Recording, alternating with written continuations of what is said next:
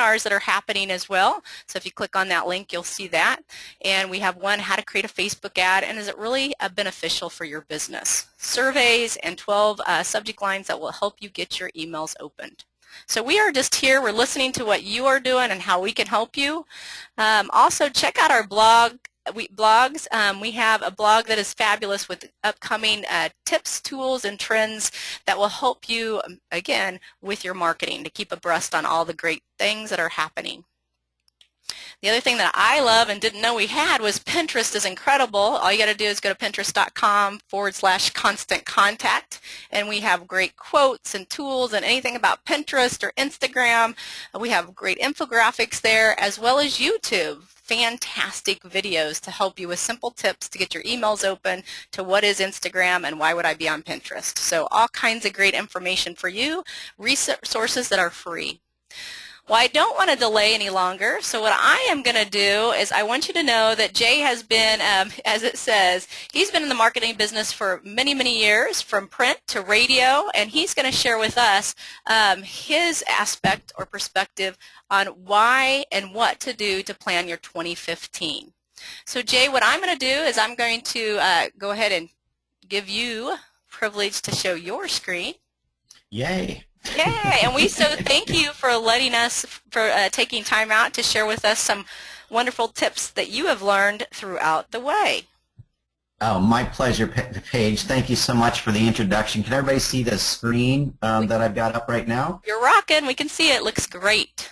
Perfect. Well, thanks everybody so much again for attending. This is my first webinar, so it's really, I'm really used to talking to people, looking them in the eye, so this is a little bit different. So if you hear me drift off or something, somebody slap me and bring me back into spot here. But what I wanted to do and how I wanted to spend our time this morning is to kind of, you know, it's that time of year. We're trying to figure out how to close out our year. We're trying to figure out what we can do better next year to make sure that we have an even better year. And there's just so many tools out there right now.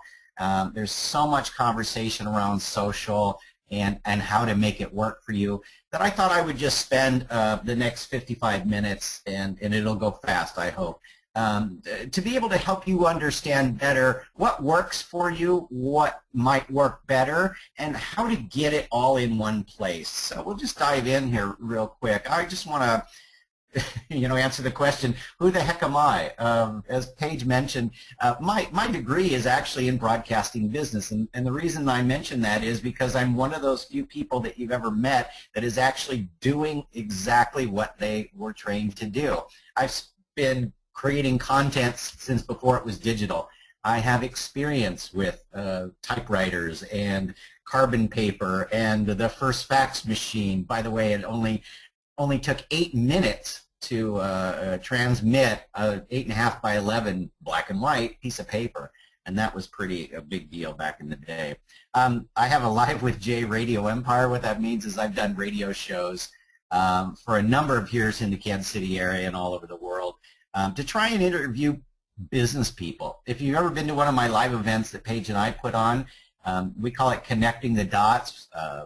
Gene Johnson's been there, Chateau Dairy, Gary Walker, April Kelly from Omaha, and even the Red Zone up there, a good friend of mine, Steve Clark. We just love to help you, put you in touch with those experts. I'm not an expert. I'm just somebody who reads a lot. So I like to share however I can do that. And my company is Fresh Media Lab, and our goal is to help people tell a better story on the internet. And we do that by helping you strategize about what kind of content and what kind of channels you should be using, and also help you with the execution. So strategy and storytelling, and as Paige mentioned, I am a Constant Contact AL8, and that proves that I'm certified. So let's just get started today. I want to talk to you just briefly about Constant Contact, because I believe there are so few things that you can do well. We have to really focus on one of those things that makes us relevant to our customer base every single day.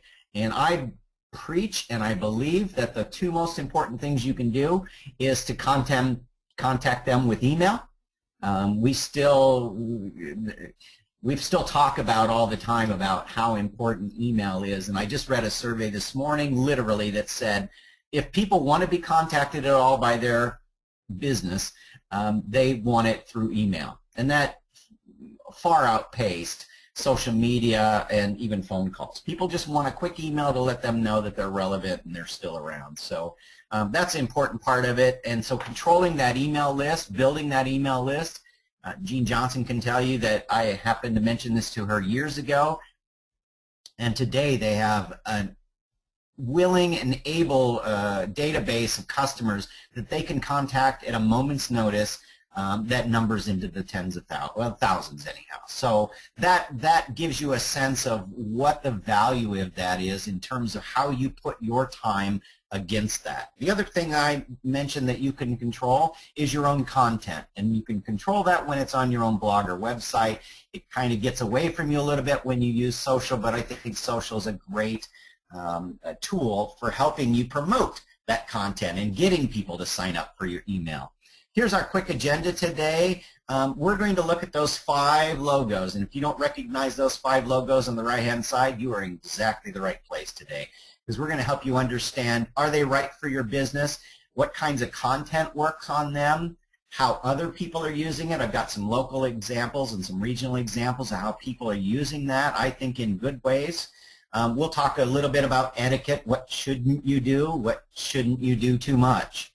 How do we know if it's working? You know, we'll be able to help you track your engagement, and how do we keep it all on track? And that's the marketing roadmap that I developed that I want to tell you about a little bit later. First of all, this is the ugly reality, what I like to call the ugly reality of social. Every one of those things in there is a social tool that you could be using in your business. Yeah, let that sit in for just a minute, because that is the ugly reality. Obviously, we couldn't possibly keep up with all of those. And in fact, the more important part of that is, as soon as I push that button to bring that up, that graphic became irrelevant. You know, there were some that were new ones that got added, and there were some that were old that got taken away. So we like to look at something that's a lot more easy and clear. This is something that I print, and I'll talk a little bit about the importance of writing. Brain research tells us that 58% more effectively things get into our brain and stay there if we handwrite them. So for all of you that are taking electronic notes, I get it and I support you. This particular document was meant to do it in handwriting, and I'll show it later with it filled in so you can read it. But I want people to live with this. I want them to spill coffee or tea on it. I want them to scribble. I want them to make notes to themselves of what they're going to try and do better next time. So that's kind of what we'll talk about in a little bit, but I just wanted to give you a sense of the simplicity of it.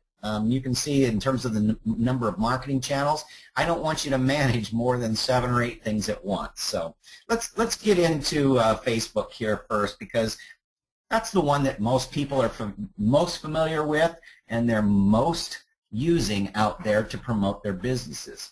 Right now, there are 1.1 billion users of Facebook out there. So it is out there. It is pretty popular today, and it does make sense for your business right now. If you're, and I'll go over these really quick, but I'm sure most people understand, B2C means business to consumers. You're selling to a consumer base. Johnson Farms, for example, is a consumer. They have people come in.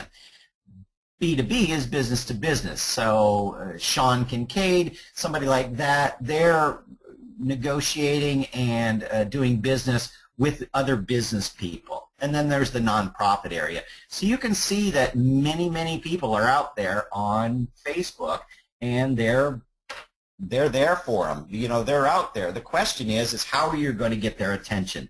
How are you going to get them to see all of those posts that you are so meticulous about getting for them? And there's a couple of ways to do that. I like to look at Chateau Dairy, because they're one of those fun brands that are here locally. So in order to get this right for Facebook, you've got to have the resources. You've got to allocate the time and the staff. Likely many of the people that are on this webinar today are doing it themselves. So I want to make sure that you understand how often you have to do this and what kinds of content shares well. If you got a product like Chateau Dairy, you obviously have a great deal of products that you want to, this time of year they're probably talking about eggnog milk, and they're talking about butter for everybody's cooking needs, and they're talking about ice cream and sour cream for those big meals that we have. So they've got a lot to talk about year-round. You have to figure out what works for you.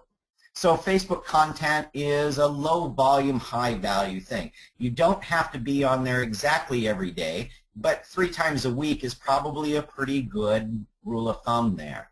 I wouldn't go anywhere near 10 per week. Some of these numbers you're going to see, I think, are a little bit overestimated, and you have to kind of pare them down with what you have time for. You want to be working in your business, or on your business rather, not in your business, and a lot of these things can take up a lot of time.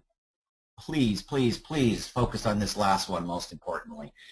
Don't think about quantity as being the most important. We want to give them quantity, good relevant information that helps them understand more about your product and more about their day. So in terms of content best practices, this is a graphic you'll see from time to time, and this gives you a sense of what you should be doing with your content. So 50% of your posting should be around getting likes, shares, and comments.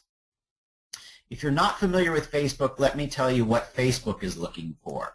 They want to see people who are engaged with your content. So likes is that first threshold, comments is the next one up, the next most valuable, and sharing is the thing that really gets you going there. So if Chateau Dairy had something with a cow in it and it was in a cute, a new baby calf, for instance, that cute factor is going to get that likely shared more often, and therefore Facebook is going to serve up that content to those people that like, share, and comment more often. So when you think that I've got 1,000 Facebook fans of my page, and every time I put something out, all 1,000 of those people are seeing that. That's just not true.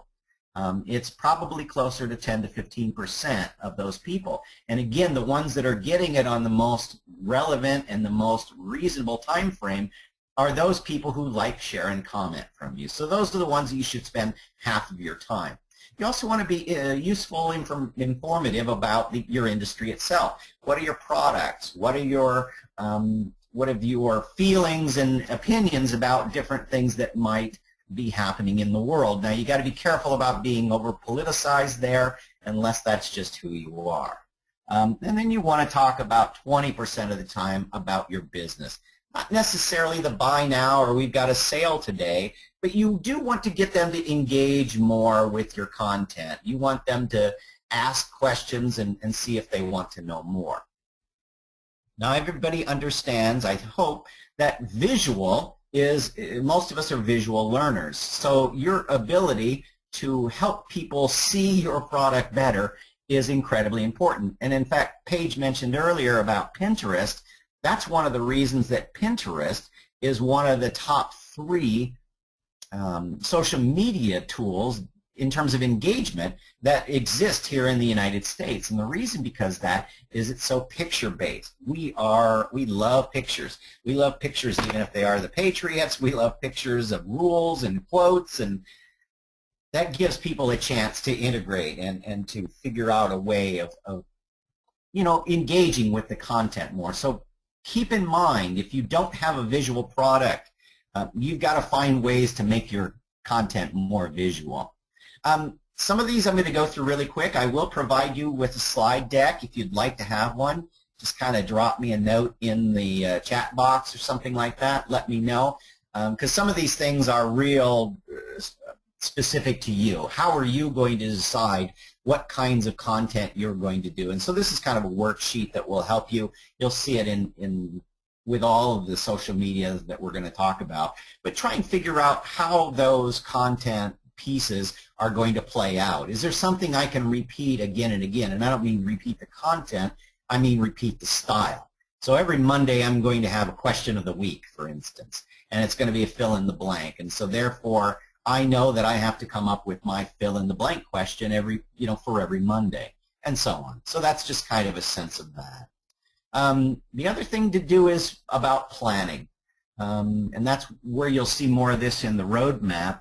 But take the time at some point during the week, put it on your calendar every single week that you're going to spend whatever time you need, whether it's a half an hour or an hour, to decide what's going to happen on your editorial calendar for this week.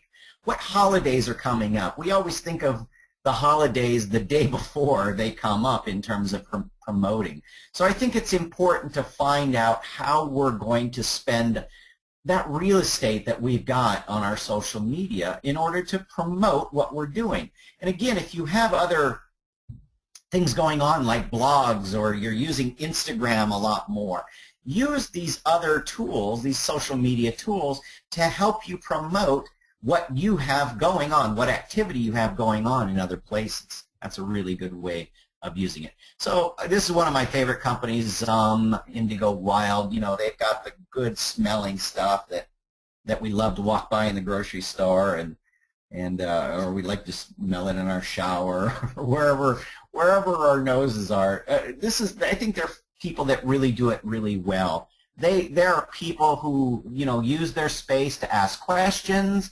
They share multimedia things. Generally, it's stuff that they've generated themselves. They have several symbols. They have the goat thing, and they have other, because they use goat's milk in a lot of their products. So they try to involve their fans, and they try to help people understand better who they are. So this is an example of their post that ties back into something else. You can see that they show product placement, and they're somewhat, you know, fun about it. They got a recipe, but of course keep a mitt nearby because it may make you feel gassy. And the other thing that they do really well is they involve their customers. So the customers suggest blends, they suggest recipes that they would like to see in terms of, I'd really like to have my man smell more like cinnamon. And so they take a lot of that, and of course they reward their people for participating, for being engaged, and of course they reward them with branded products. So you can see how they do it. I think they do it really well, and there's somebody you want to pay attention to. If you don't follow them, they're all over social media, and you just have to take a look for them. The next one we're going to talk about, and I'm not seeing questions, so Paige, you feel free to jump in at any time if there's anybody that has a question that needs to be answered, and I feel free to interrupt. You are rocking it, and no questions yet. But again, All right. if you have a question, type it in the chat box, and we will get right to it. Thanks, Jay. You're doing awesome. Yeah, and that gives me a chance to take a Oh, sip of my tea. Okay, let's talk about Twitter real quick. 500 million users. I think they're all under the age of 18. Now, that's not quite true. The 500 million is true. That it is true. It truly is aimed, I think, at a younger audience. So again, if you might not be a huge tweeter, if your audience, if the people you're trying to sell to is, then you need to make sure you figure out how you are too. And that's my thing. I will say, and I will give you a lot of my own personal opinions during this presentation. I have a Twitter following. I tweet about once or twice, maybe 3 times a week. I just don't have that. I always say I don't have the attention span for Twitter. It moves really fast. You need to generally use a tool that will help you engage, and TweetDeck is one of them. Hootsuite is another. Some of these will allow you to share your social media postings between social media channels like Facebook and Twitter and LinkedIn. But again, you kind of have to decide whether or not you want a specific voice on a specific channel. All right, I'm not advancing. Sorry. For some reason my thing just froze up here. Paige, can you still hear me? yeah, you're good. Yeah, Twitter is kind of fast, and Okay. we're finding out that I'm going to send you a link to a couple of demographics too. A lot of people like Twitter because it's not filtered, where right now it's not. It will, Facebook is a pay-to-play kind of platform. So it used to be everybody could see your posts. Now, as we said, engaging makes people, it allows us to be seen more with Facebook. So it is like to 2% to 5% your posts are being seen, but Twitter, everybody sees it and everybody can follow you. And so I think people like that because you can really build a brand faster on Twitter. But yeah, so there are good things about Twitter as well. I agree, and I don't want to make my opinions your opinions. I just want to let you know how I feel, because there are some areas, as we saw from that graphic up front, there are some areas you have to make some choices, and this is a particular area where I make a choice. But as you can see, and I operate in a B2B frame, 85% of my potential customers are using Twitter, so I have to have some sort of presence, and I would recommend that many companies do too. Is it right for my business? I use Joel Osteen here as an example because there's someone, and this goes right to the specifics of how to use Twitter. You've got to have resources. You cannot, I don't think, be the only person who has an opinion. It's really content creation heavy. Unless you're going to be a person who just retweets other people's work, and there's a part to that makes sense, or you're going to pull Ben Franklin quotes and send them out there into the world. I think you need to have something that really helps you develop a great deal of content, and I use Joel Osteen as an example here. I don't think that this is too fine a point too, but if you have a brand that's out there, I don't know if people were paying attention to the news earlier this week, but Hallmark had a problem with some wrapping paper that a customer had a problem with. My guess is that they found out about that through one of their social media channels, and likely it was Twitter, because people are, it's that kind of society right now. We're just quick to run out there and spread the word, whether or not it's the truth or not. So if you want to be a thought leader, or if you want to pay attention to thought leaders, Twitter is definitely a great place to do that. I also use Sean Kincaid, who's a local entrepreneur, consultant, and how he uses Twitter too, and I recommend you pay attention to Sean. Again, it's a high volume thing. You want to tweet on, they're talking about 5 times a day. That's a lot. You'd really have to get a lot of other resources, and as far as a maximum of none, holy cow, I think quantity here is much more than quality. So I think you've got to pay attention to what other people are doing and keep your foot in it. Obviously, the content versus curate. What we mean by curate here is, who do you follow that is in your industry that maybe says something better than you? They might have more credibility, but you can get in there and share then how you think it's important. I think retweets is another part of that 5 times a day strategy. That way it doesn't all have to come from you. And hashtags, let's talk a little bit more about hashtags, because I think they're a little bit misunderstood. Essentially, it's anytime you put that pound sign in front of I think a fairly short, you see small business right there from Constant Contact, but it needs to be kind of short. There's no spaces in there typically. It used to be Twitter only. Now it's kind of used across all platforms, including Pinterest, Facebook, Google+. I've seen it on Instagram. I've certainly seen it on LinkedIn. The point is it really is a chance to group the tweets that are part of a conversation. So as an example, around the time of Ferguson, and obviously still now, people that want to get their say out about that are using a hashtag Ferguson. So if that's what you were going to go out there and learn about and explore, you would know exactly where to go. I don't have to go to everybody's specific account to follow what they have to say. It's all aggregated for me. It's pretty easy to create one. It's harder to get it to catch on. But essentially, you just put that hashtag sign, or that tic-tac-toe, or the number sign back from the old media.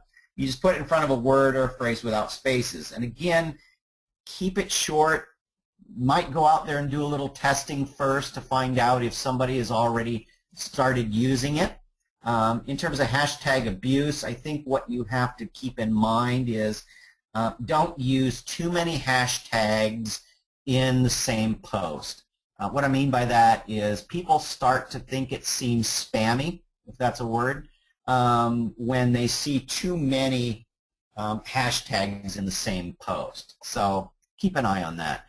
Visual, again, I think this is a great opportunity to catch people where they live in that visual space. I use Instagram as my picture resource, and then I post it to Twitter and Facebook, my choice, through the Instagram app when I think it seems appropriate. And probably what I should do is post everything because I'm not getting anywhere near my 5 points a day. Again, here's this content exercise. How are you going to plan your tweets for the week? What questions or what photos or what facts about your business or something you've seen today or that is in the current conversation that's out there, what of those do you need to do to remain relevant? I use Kaufman Labs here as an example, and by the way, if you can see that tweet that's over there, you can see that Kaufman uses a lot of @signs and hashtags. They're probably a little bit guilty of spamminess with relation to their tweet style, but they've got a lot of news and events to post on. They have a mission. You know, their entrepreneurial and enterprise creation is their mission, and so therefore they've got a lot of content that they want to create out there, and it's good content, and they want to make people aware of it and let them know that it's relevant. And of course there's a lot of people in that entrepreneurial space that are thought leaders, and they want to keep them front and center. You know, you want to create credibility and that affinity and association that comes from retweeting others. And the content curation is the other piece of that. And, you know, so here's an example. These guys obviously had some kids come through and they pop up a picture. Or here's some research that talks about what technology do startups use. So they make that part of their offering out there on Twitter. And you can see that they also retweet stuff, and their people are pretty active within it. That's the other part I think that you have to be aware of. If there are people within your company, your organization, your nonprofit, you need to contact them and make sure that they're part of all of your social media strategies. That's the way to get it out there. If I know 100 people and you know 100 people and somebody else on our board knows 100 people, we likely don't know the same 100 people. So by you sourcing the social media, by you pointing your followers at your activity within this organization and within our page, then you have a chance to extend that. You know, it's growing an audience. That's the goal. That's what we're trying to do here. Let me see what's next. Oh, here's some more. They also have brands within Kaufman. So 1 Million Cups is their big startup thing. I think it's every Wednesday downtown at the Kaufman Foundation. You can go in there and meet other entrepreneurs or watch people pitch new ideas. And there are startup communities all over the country. If you look down there, there's even one in Cape Girardeau, Missouri. And I've been to Cape Girardeau. I know Paige has been to Cape Girardeau. And I'm wondering that there's new business in Cape Girardeau. Let's talk about LinkedIn a little bit. Everybody still following? Everybody still awake? I hope so. 238 million members of LinkedIn. That obviously probably goes up every day. If you're in business, chances are you'll need a job or a refer or help or some point, and I think LinkedIn is a good place as any to get that. Is it right for your business? Well, you know, maybe not all consumers, but here's the big one. If you're in business, you're definitely using LinkedIn, or you should be. I mean, there's just very few people I think that aren't. You got to keep your name out there. I think there's a lot of activity that can come through LinkedIn, and it's important to be in touch with those people. The surprising one here for me is that there's so few people in the nonprofit world that are using LinkedIn. I would almost challenge that number because a lot of those people move around within that industry. There's a lot of resources out there, and I would think that, you know, there would be more people. I'm just surprised that there's not more people. So if you're in a business-to-business space, if you ever thought you wanted to be a thought leader, those are all reasons to be on LinkedIn. This is a low volume, high value thing. So I see people out there doing a really good job of expressing thought leadership. This is not a place to say we've got a sale at the yarn barn this weekend. This is a place to say that we source yarn from all over the world. You know, I mean, there's different. It's a different message, and this is always my caution when people try to use the same post across multiple platforms. I think you have to be very specific with your audience and know what your audience is going to want to hear from you. So if I've got somebody following me from LinkedIn, they're going to expect to hear something much different than what I post on my Instagram account, for example. Or I don't have a Pinterest, but if I were on Pinterest, it obviously would be much different than my LinkedIn content. So a couple times a week is plenty. I think it's still plenty, even if that says maximum. And it is more formal, more technical, more industry related, more, you know, you want to be informative out there. So there's an opportunity to put a page out there that's a JayLiebenguth page. There's also a opportunity to put a profile up there, which is Live with Jay or Fresh Media Lab. And the difference essentially is, one is I'm promoting Jay, and one is I'm promoting my business. And I think they have a different thing. Jay is an entrepreneur and likely is always looking for new opportunities. And they may even be JOBs at some point. If somebody comes along with the right checkbook and the right amount, you know, I may quit being an entrepreneur for a little while and go work for somebody else. That is a much different attitude and a much different profile position that I would want to put out there than my Fresh Media Lab or Live with Jay. While I still look for opportunities in those areas, I'm not really looking for my personal development to be as important. So if you have one of these, just remember that there is a difference to it. You know, and I think this goes without saying on anything, but fill out all the information. Don't make people have a hard time finding out who you are and what you do. And I know that most of us come from the Midwest, and it's not good to brag on yourself and stuff like that. But I think it's interesting to find out what do people know? Where have they worked before? I'm always amazed at the amount of people that reach out for a connection. Don't you know somebody who works at, it says that on your profile, and it gives you a chance to engage. This is truly a one-to-one engagement tool, I believe. Products and services, yeah, you pretty much get that. Recommendations. So the kind of content types that people are using is they're linking their own blog posts to it, especially if they're of a nature that people can learn more about their industry or about a business. There are more guide and e-books. This is, again, I think the new thing is to show people how much you know. I used this the other day with a client. In the beginning, we were all creating brochures. Then we had to have a video. Then we had to have a website. You know, people started to have a blog, or you have to have a platform of a certain size in social media. Then it became, I need a website. I think I mentioned website. But then I think the new one is we got to write a book. And even beyond the book, it's I've got to create an opportunity to educate people. So all of those types of content are truly valuable and exist on LinkedIn. So again, how are you going to use your post per week? Are you going to talk about you, or are you going to talk about useful information? And great people do both. I'm going to give you an example here of someone who I think uses it really well. This is April Kelly. She used to work for LinkedIn, so I would assume she can do it well. But she likes to ask questions out there. She has multiple brands. She is April Kelly. She is somebody who works in startups. She is somebody who speaks. She's somebody who's written books. So when we were up in Omaha recently at the Connect the Dots thing, I asked her how she managed multiple personas, if you will, in her thing. But I guess her point is they all point back to April Kelly. They're all the ones that, you know, you need to get to.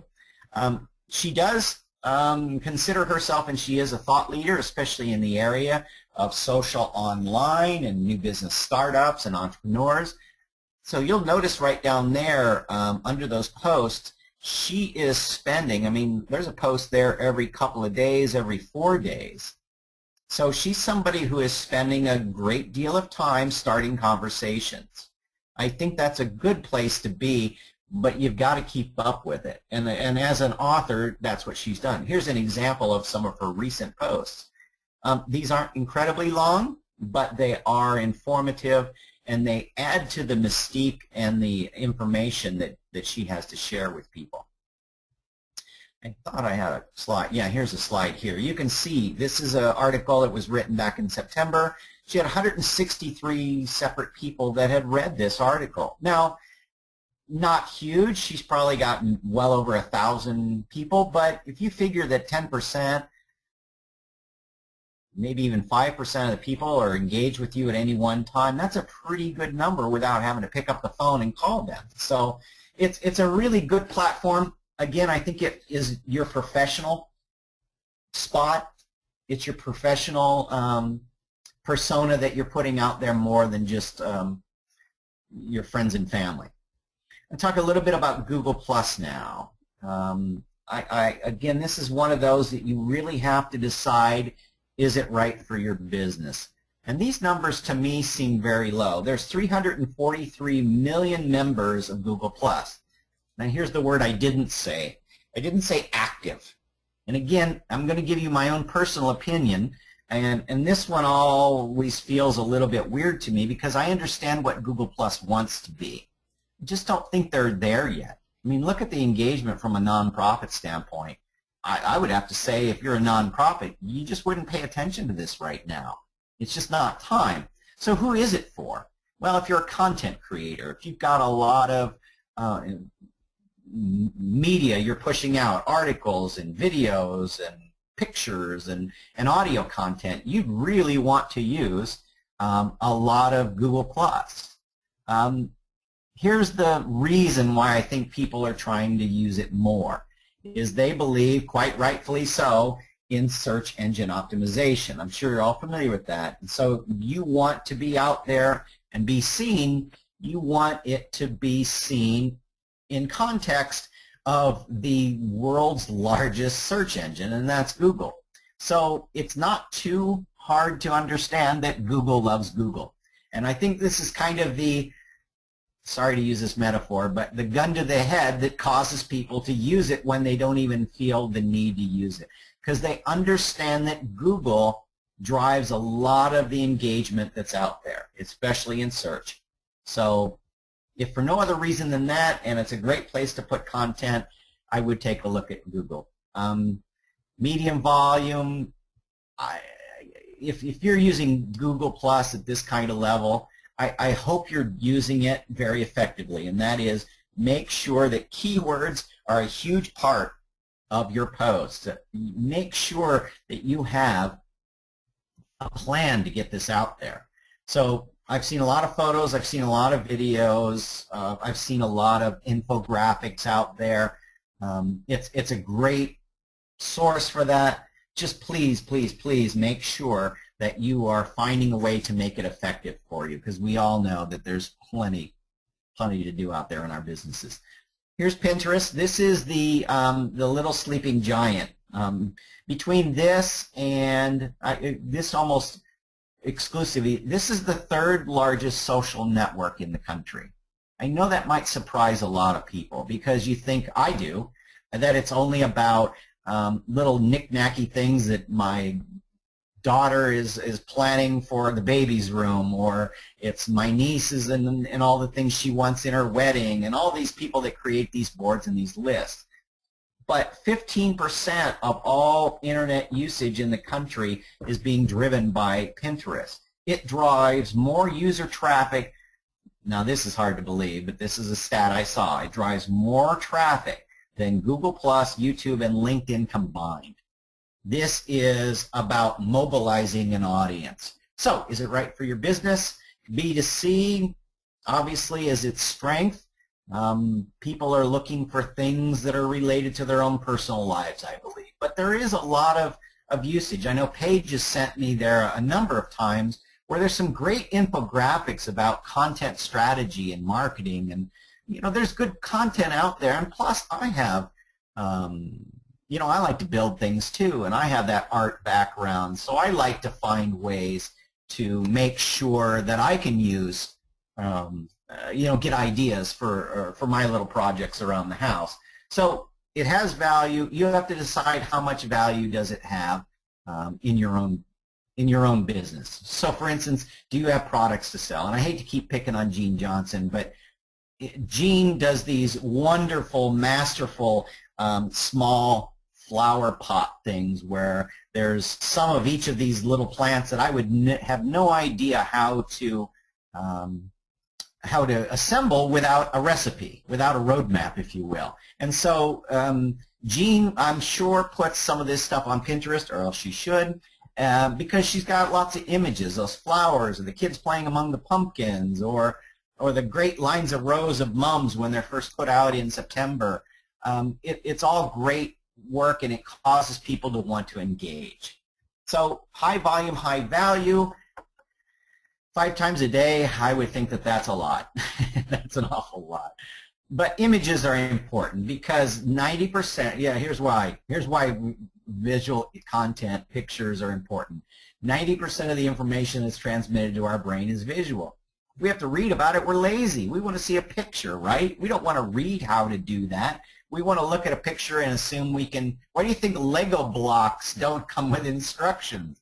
They come with pictures to show you how to assemble it, and it's up for you to make that connection. So photos, by the way, are like twice as much as any text updates. So as you craft your 140-character brilliant Twitter manifesto, likely a picture of your cat playing with a ball of yarn is going to be much more liked.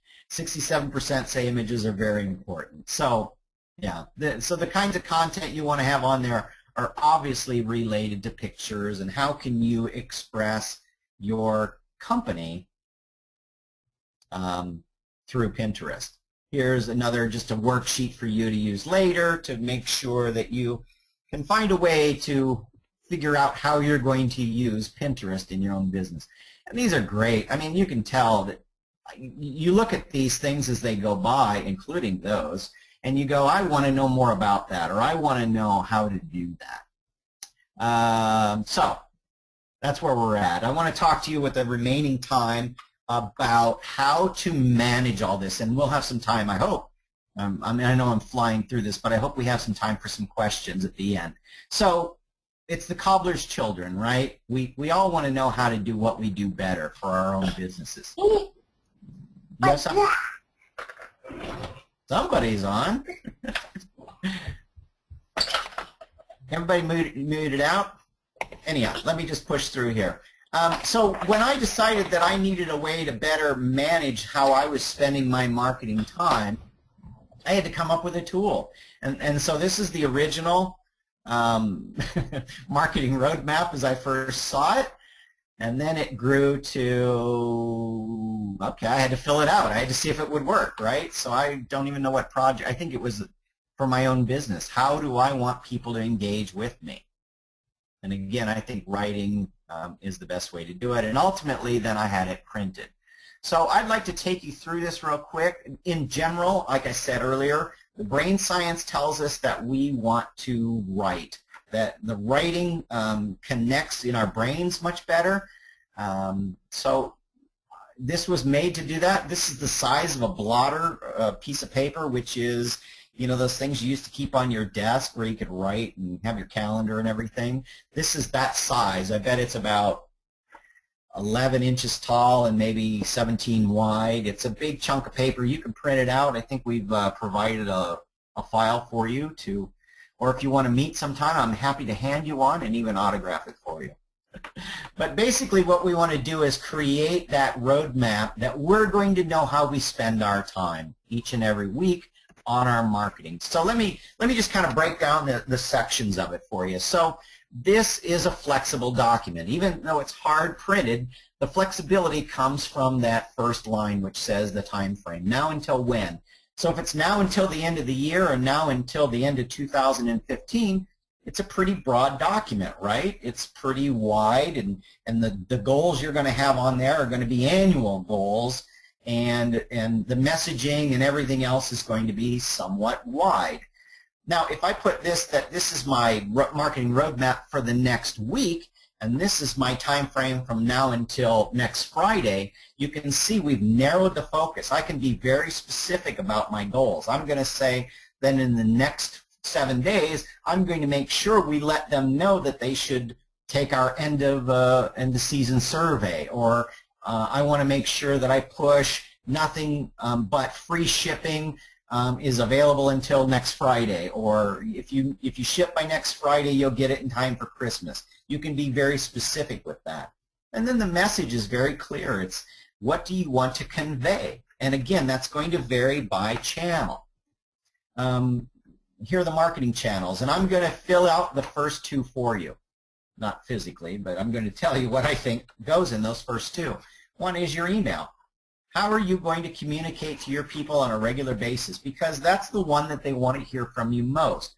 So make sure you put email in that first column. And all of that has to do with how often are you going to send them a newsletter? How often are you going to announce a new product? I think, again, this is my own personal opinion, if it's an established database, I think if they hear from you once a month, that's a nice number. If they hear from you too much more than that, and remember, you've got to allow for personal reach out. You know, I need to know if you want to reestablish your service, or I need to know if you like to reorder, or all that kind of stuff. That's on top of all that. I'm talking about specifically marketing presentations, marketing communication right now. I think once a month or so is probably about right. But as you can see from when we blew through the social media, I was always trying to get it to go down from here. The second one I think it ought to be is your blog. I think you ought to be putting your own content, your own thought, interview your customers and prospects and your vendors, you know, help people get a better sense of who you are. The old saying, I don't care how much you know until I know how much you care, is very relevant. So we need to do a better job of helping people understand who we are and why they should like, know, and trust us. Right? That's what I think. And by the way, any content you put on your blog is yours. You own it. It's yours. It's copywritten. It's automatic. I'm not a lawyer, but that's the way I understand it. Then those next blanks, you've got to decide what are the 3 or 4 channels, social media channels, that you're going to focus on, that you're going to concentrate on. Because I would rather you do a quality job than a quantity job. I'd rather you focus on things that your customers tell you are relevant than the ones you think it would be nice to have or nice to do. So be very, you know, some of them are existing. You've already got databases. You already have fan followings that are existing. Make sure you focus on them. Make sure you do a better job. The frequency, you're going to have to decide under there. Am I going to post 3 times a day? Am I going to post 3 times a week? And then the messaging, that's where I'd like to get people to be very specific. Write your own notes in there. If you're going to post on Facebook 3 times a week and you know you're going to make that Monday a question, make it the Monday motivation, or make it the Monday, you know, you hear a page call this Thriving Thursday. Obviously, Facebook calls it Throwback Thursday. Is there some way you can participate in that and join in that conversation? That's where that messaging, the notes and the messaging go. I'm going to talk to you about the last column too, because the last column I think of as a stretch column. So what is that next thing you want to do to get your name out there? If you haven't started a LinkedIn profile yet for your page, this might be that thing you want to start in the next few months.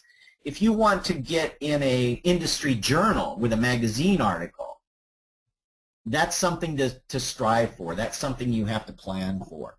If you want to get out there and make a speech or do presentations live in front of Toastmasters or in front of your service organization, those are also good things to put in there. This column over here, the left-hand column, is where you put your story idea notes. What am I going to talk about? How am I going to create a thing? I'll show you some of those here in a second. And then the content and list responsibility. Where does it come from? Who am I going to follow? Who else on my staff can write?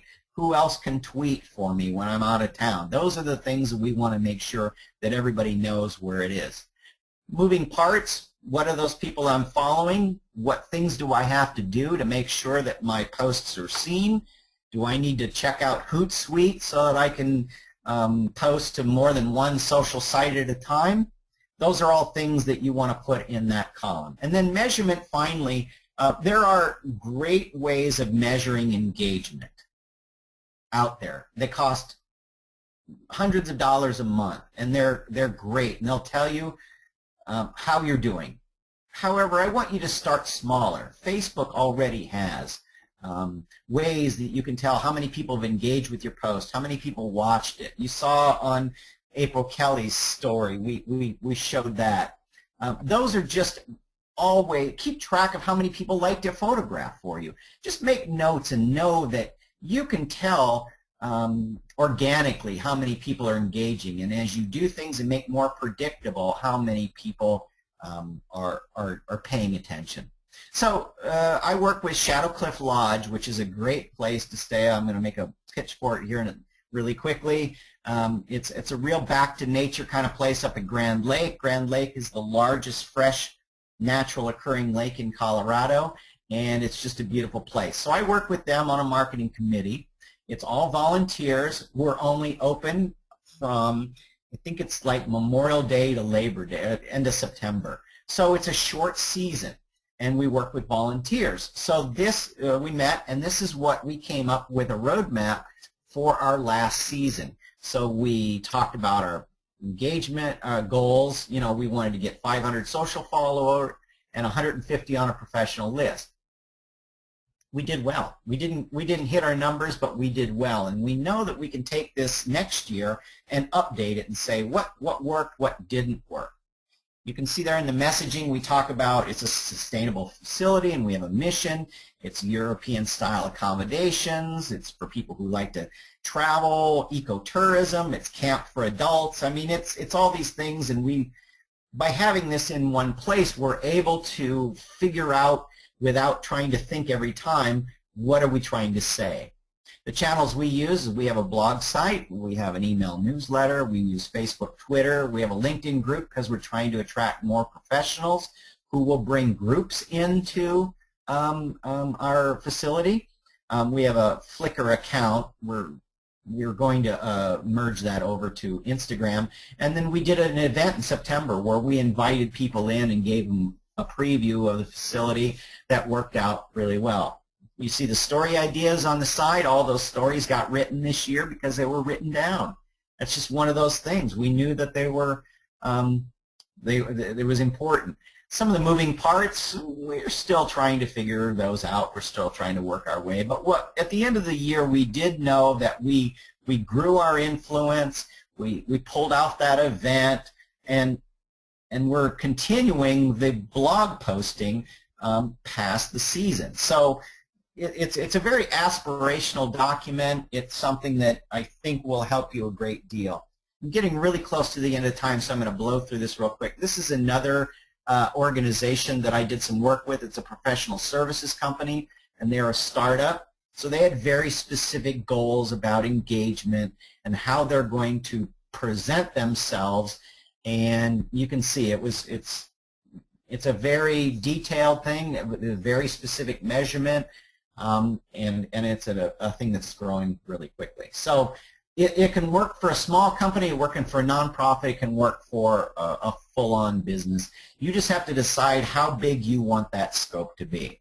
So let me just go through a couple of things real quick that are kind of related to social media protocol. You want to fill out your page. You want people to know where you're at, how to find their logo. The number one thing I use now to go find someone's website, if I'm already connected to them on Facebook, I go to their Facebook page and click on it there. So you can see how important it is to make sure that your sites are filled out completely. As much as I've been talking for the last hour, we don't always just like to talk about ourselves. But we want to balance that self-promotion with the content. I don't think anybody posts too much, except on Facebook. The rest of them, you just have to be relevant. I think that's the most important. And please, if you're getting fans and you're using your social media to track what you're like, please, please, please pay attention to them. Don't run away from controversy. You've got to be able to answer it. You know, don't delete those negative comments. You got to, apologize is the first thing. If everybody, you're probably not all as old as I am, but when you remember the Tylenol scare, when some Tylenol bottles were tampered with back in the last century, they got right out in front of it really quickly. So that's the best part of using social media as a listing post. You can find out when people have a problem. Hallmark was able to pull that wrapping paper off the shelves immediately because they were paying attention. So how do you know it's working? It's about engagement. It's trying to figure out how you tally your likes, shares, comments, retweets, when you add followers. It's going to take time. So please download the RoadMap. I'm happy to do things on the phone with you or meet for coffee sometime. If you're in the community, I'd love to help you be more consistent and prolific. Ask your audience where they want you. Where do they want to hear about you? Be aware that it takes time. This is an investment. Even though it seems like social media and all of that is free, it's really not, because you're spending your time to keep track of your engagement. So, by the way, one last pitch for Constant Contact here. I don't know of a better tool that exists. Paige, I heard you come on the line, so I just wanted to make a... Yeah, I'm here. Go ahead and finish, and then we'll do the questions. Yeah. I'm finished. Is there questions? Oh, but you could finish with Constant Contact. I didn't mean to do that. No. No. I didn't mean it. I just saying, if anybody is not using Constant Contact, please contact me and let me tell you why I think it's valuable for you. I think it's one of the best, most efficient, valuable expenditures you can make in your business. There's no question. Well, Constant Contact, we want to help you repurpose your content. So it sounds like you've got to do so much work. So any of that he talked about, the photos, again, I kind of typed in, look at the month. I'm getting ready to do this. Just get a huge calendar. I love what he has because it's like a scorecard, his roadmap is. It's a great way to measure, keep you on track, measure what worked and what you'll do again and what you won't do again. So I think it's a great, like you said, when we write it down, it seems that we kind of follow it and it ingrains in our brain for sure.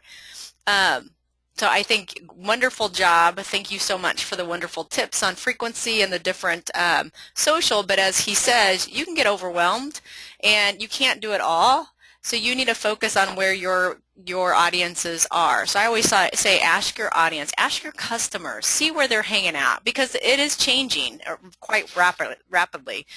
First it was the kids were on Facebook, and then they found out grandma, mom, and dad are all on Facebook. So now, they moved to Twitter and Snapchat and Instagram, and so it just keeps on. They're busy. But us, I would say, the adult generation, find out where they're at. Believe it or not, email marketing is a great way to drive your customers to your website, to your social, and it doesn't have to be anything content very long. It can be just a very simple photo or a thank you with a nice article that might help them save time, save money, or upcoming events that you might have. So questions that we had, go ahead and type in questions. Jeannie from Johnson Farms said she was in Gerardo. So she was like doing a hands up and a happy dance. And I go, I can't believe she actually returned to Kansas City when you were there. Yeah. Also, we had questions that you will get the presentation, yes, as well as the slides, and it has been recorded. And I have been typing in some great links too for stats on demographics, so we'll give those to you as well, all in a follow-up email. From Johnson Farms, Jeannie asked, so you were on LinkedIn, I believe is what she was asking, is do we post industry news to our personal or business profile page? And I think, I believe she was asking LinkedIn. I know she's on Facebook too. So Yeah, I would think that, the professional stuff goes on your, you want to make people aware of who you are, that you're a thought leader, that you're a player within your own industry. So if those things support you and what you do, then I think it's important to put it there. If it supports the mission of your business and why you're there, then I think it makes sense to point there. I think all of these things, it's like going to that Mongolian barbecue place where you decide what are the things you want as a part of your meal. I want it meatless, or I only want chicken. And then you decide the spice you want. I want a lot of it, or I don't want a lot of it, because it's all your recipe. It's what you have to live with, right? So that's I think it's up to everybody to decide. well, and I would say, Jeannie, too, so it would go to a customer on the your business page, or if you wanted to I think industry news would be very valuable to a customer when I come out to your farm and I'm looking at buying flowers or something. Industry, maybe it's, insecticides. Maybe you're doing something different with your pumpkin, so when I bring it home or eat the pumpkin seeds, that's going to concern me and my family. So I think industry news on how it helps, the customer with their health, or with the beauty of their flowers, or even industry news on, you have beautiful spring. When you come, that's the first place everybody wants to come to get their tomatoes and their flowers. And again, industry news on gardening, those kind of gardening tips as well. I hope that kind of answers what you're saying. So good analogy. Thanks. All right. Well, what we want you to do is check out constantcontactseminars.com. We are here to provide you information. Next week we have a Facebook ads, and why does it really help, and how can you drill down to a specific area.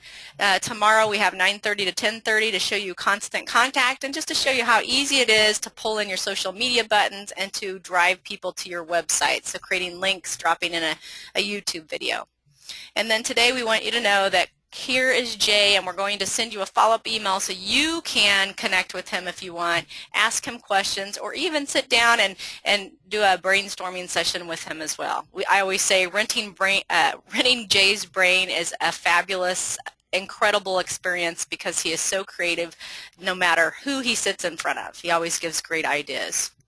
So I just want to give to you, Jay, thank you so much for inspiring us and motivating us and giving us some fabulous tips and sharing your roadmap with us to kind of keep on track for 2015.